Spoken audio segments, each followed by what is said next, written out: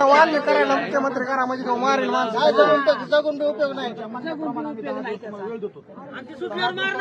नाही सापडले सगळे आरोपी सोडून आम्हाला मत नेऊन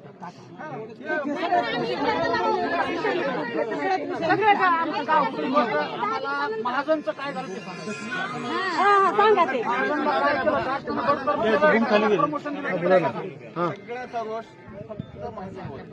हो हो त्यांच्या बाबतीतली काय कारवाई झाली. पाटील आहे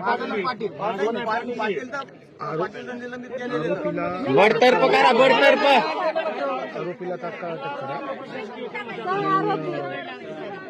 हे जे आहे म्हणजे ते आता काय म्हणतात की आमची कारवाई सुरू आहे आणि ती बघ त्याला काही वेळ लागेल. काय एक मिनिट डीपली चांगल्या प्रकारे तपास असला पाहिजे. आरोपीचा इन्व्हॉल्वमेंट कुठे कुठे आहे त्याच्या बाबतीत तपास झाला पाहिजे.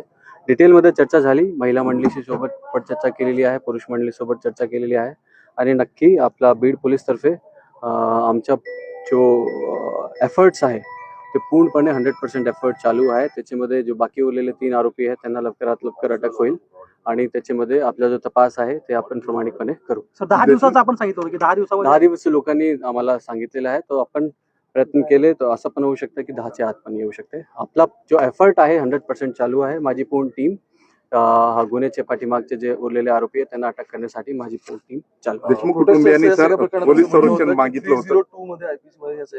ठीक आहे, सध्या तपास CID कडे आहे. त्यामध्ये तपासमध्ये कोणतं सेक्शन कुठे आहे, कोणता तपास त्याच्या बाबतीत मला सांगणं योग्य होणार नाही. पण आमचा जो आहे मेन टार्गेट बीड पोलीसचा आहे. बाकीचे उरलेले 3 आरोपी सर पोलीस संरक्षण मागितलं होतं देशमुख कुटुंबियांनी, त्यांना कधी मिळणार आहे आणि काय आपण प्रोटेक्शन ऑलरेडी दिलेलं आहे त्यांना. आता गावच्या लेवलवर RCP तिथे आहे 24/7 आणि त्यांना व्यक्तिगत प्रोटेक्शन आपण दिलेलं आहे. SIT नेमण्याची मागणी जी आहे SITचा सुद्धा शासनाने GR काढलेला आहे. ते बसवराज तेली सर आहे, ते IPS ऑफिसर आहे DIG रँकचे. त्यांना SITचे प्रमुख शासनाने GR काढून केले. न्यायालय परिसरामध्ये राज्य गोंधळ घातलेला आहे काही लोकांनी. न्यायालय परिसरामध्ये काल सुरक्षाच्या दृष्टिकोनातून आपण खूप मोठा बंदोबस्त लावला होता जेणेकरून कुठल्याही प्रकारचा लॉ अँड ऑर्डर इथे होऊ नये.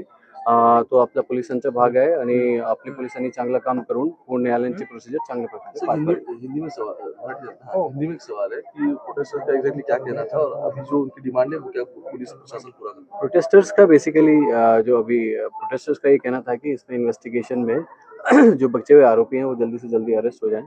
उसके बाद आरोपियों का 302 बेसिकली मर्डर में कितना इन्वॉल्वमेंट है उनको इधर से उधर केस में ट्रांसफर किया जाए. तो इसके लिए हमने उनको क्लैरिफाई किया कि जो इन्वेस्टिगेशन है, जो मर्डर में क्या होना है वो सब इन्वेस्टिगेशन अभी CID के पास है. बीड पुलिस की तरफ से जो बचे हुए 3 आरोपी हैं जिसको हमें अरेस्ट करना है उसके लिए हमारा पूरा